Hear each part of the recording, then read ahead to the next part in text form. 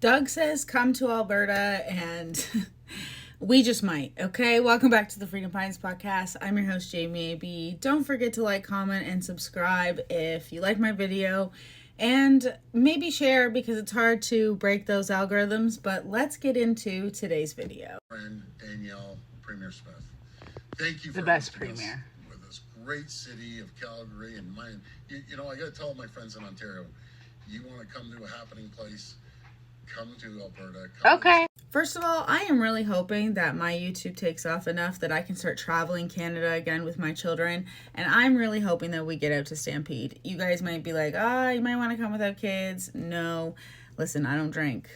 So I love taking my kids to fun places in Canada. I did lots of that before 2020, but I digress. Let's move on. So, good to know. I'm just going to throw this question out there one more time for any left-leaning person who is watching this video. If you guys can let me know that if you cared about the environment so much, why didn't we do interprovincial trade before? Can I just ask why it took you, Donald Trump, to realize that we should probably be eating local? I just need to know, because I've been doing this for years. Because I was vegan, okay, and I actually had integrity, so I ate local as much as I could, being vegan. But I digress.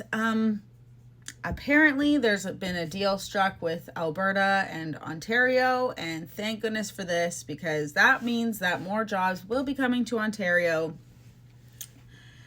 Because I cannot stress enough that if we lose the auto sector in Southern Ontario, we will be cooked. That's a lot of people out of a job, and we just keep bringing more and more and more new Canadians over here, so nobody has a job. So that would be good for Ontario. Ontario is in desperate need of jobs, okay? That's number one. We're also in desperate need of energy because, once again, I don't know how we expect to have unlimited amounts of new Canadians without unlimited amounts of new energy. Simple as that. Now, I will say it's very frustrating that this is all painted as Donald Trump's fault. I listened to Doug's little speech here, and Doug, if Doug wants to be prime minister, I suggest he let Pierre Poilievre be prime minister first, because if he, I don't know. I genuinely sometimes still wonder, there's such a hate campaign for Doug Ford online from both sides. I have no idea sometimes how he is premier, but then I watch him and I understand, okay? He's kind of got a Donald Trump-esque vibe to him where he just kind of says stuff like it is. Sometimes it's very off the charts and unreasonable. Like when he told Canadians to get off their asses and work after making everybody take 2 mandated medications that were pretty new to the market, I think, and then let a million people here in the last however many, I'm pretty sure it's more than 1 million, okay? So, and then allowed CEOs to get a subsidy so they're more inclined to hire people who are new to Canada. But I digress, Doug. Please, because here's the thing. I could see him, the way he's talking about Alberta right now, he looks like he's proud to be Albertan. He sounds like he's proud to be Albertan. Okay? He's making me want to move to Alberta. And I will just say, if this EV mandate goes through and they don't want, my husband really likes dirt biking. There's a lot of places in Northern Ontario to dirt bike, okay? He's had a dirt bike since high school, all right? He likes his gas-powered vehicles. I'm like, do you really think you're going to be the target of what they want to keep on the road? Your dirt bike? And so, I think that might be the light under the... Well, that, and I just don't know how we would ever live without gas and oil, and he knows that. So that's, like, if that goes through, we are in Alberta tomorrow. But as we heard today, the housing in Ontario is going down, and I'm not surprised by that because yeah, even one of my neighbors was selling their house and that fell through because the people had the condition of they had to sell their house and they didn't sell their house. So I'm sitting here like, would we even sell our house in Northern Ontario? The only thing that I can imagine is that Northern Ontario becomes more populated with Canadians, like millennials, that want to start a family and can't afford a house down in Southern Ontario, but don't want to move to a province where they'd have to fly to see their family. I live in like a perfect, like that drive it's long, okay, but it's doable in a day. And that is very appetizing to people, especially because we have very good paying jobs up here. Southern Ontario has crap paying jobs. But anyways, I digress. I want to talk about Pierre Poilievre next. So Pierre Poilievre is starting to get his spark back. And how do I know? Because there are probably 100 campaigns of anti-Pierre content all over the place on TikTok right now. And especially with Ben Mulrooney's clip going viral, I made an entire video today. Let me know if you guys want to see it. I'll post it. But I decided to do another lighthearted video because that one was pretty heavy. Just talking about the left and the psyops and how this left-leaning creator over the weekend made a thing saying, are the far right in Canada working with the Trump administration to push anti-mass immigration propaganda? No, people have just been severely impacted by massive amounts of new Canadians without building any infrastructure and bribing CEOs to hire new Canadians rather than old Canadians, and a bunch of other things that have created a massive divide. And you're privileged enough to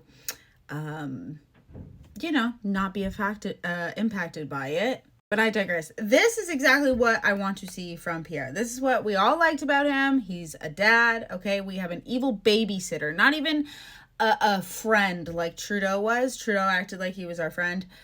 Pierre Poilievre is the dad that Canada needs, and MarkCarney is the evil babysitter. Evil stepmom, maybe. I don't know, but it's not great, all right? People are starting to notice the cracks. Even the most dedicated senior citizens who love the Liberals and voted for Liberals are starting to get mad at him for him capitulating to Trump. Did I use that word right? Basically just bending over to Trump, and no matter how much the news cycle is telling them that he's not doing that, they're watching him actively do it, and it's nice to see. It's nice to see the wool being pulled over their eyes, or maybe that's not the thing, but you guys understand what I mean. I do believe the more Pierre is himself, the more he is likely to get to win the next election, whenever that is. Because he's right. Hello, Justin Trudeau had a budget. We no longer have a budget. Okay, you didn't think it could get worse. I mean, I did. I knew. I read part of that book. And I refuse to. Every time I listen to it, I'm like even more depressed now. I wanted to go back and listen to it all. It's even more depressing now that he's actually our prime minister. Because I read part of it during the election. So anyway, as Doug likes to say, people should be visiting Alberta. I should be moving there, okay? The one thing that's going to get us out of this province and into Alberta is if they do the EV mandate and Danielle Smith and Scott Moe push against it. That's where we will be heading, because right now I think my husband's nervous that we have a lot of crown land around us. You can pretty much go anywhere. I need to know, if you're from Saskatchewan or Alberta, is there lots of places to just ride your dirt bikes or what? Because obviously I told my husband, I was like, do you really think you're going to be the targeted few that's allowed to have your gas powered vehicle in the forest? You're lucky that they haven't banned it already. Okay. With, people starting these things. Anyways, overall, I think Pierre is doing great. I think what he did with the joke and then talked about seriously what's going on. They are scared. I'm noticing the anti-Pierre content just go up and up and up. So I know that they know Pierre is onto something and that his numbers are probably reflecting because of MarkCarney's decisions. And, I watched that segment. that Moose on the Loose covered. I don't actually watch the CTV channel. I just watch what Moose covers and all of the other creators cover. Where they rated MarkCarney. The most important part of any of that was probably to give a tax cut to the middle class, but he never did that. He didn't do that. And for that, I give him a D, okay? I give him an honest to God D, because you haven't done anything. You literally went back to work for 3 weeks, not 3 months, 3 weeks, and they had a party. The Liberals had a party because of their hard work. Pierre's the one going through 2 campaigns in 1 year. Oh my gosh. Seriously. What have the Liberals done? Do they think that they needed some sort of reward? And what does... I don't understand CBC, and they think that they're unbiased. The entire thing was elbows up, and you still haven't made a trade deal. That's a D. If your entire... campaign ran on a psyop, you better fulfill that, because people's hatred for Donald Trump didn't go away when MarkCarney got in. I will say I see a lot of them excusing his behavior still, but I also see a lot of them not excusing his behavior and being absolutely pissed about him saying that he did a good job and stuff. So anyways, guys, let me know if you want to see the other video, because it was more about... I used receipts and stuff. Like, I showed that the United Nations pointed out that there was slavery within our immigration system, and that was in 2023. So if you guys want to see that, let me know. I just don't even know what works in the algorithm these days, but hopefully this gets out there. And I hope you guys are having a great summer, and I hope you have a great summer day. And yeah. I will see you guys here tomorrow.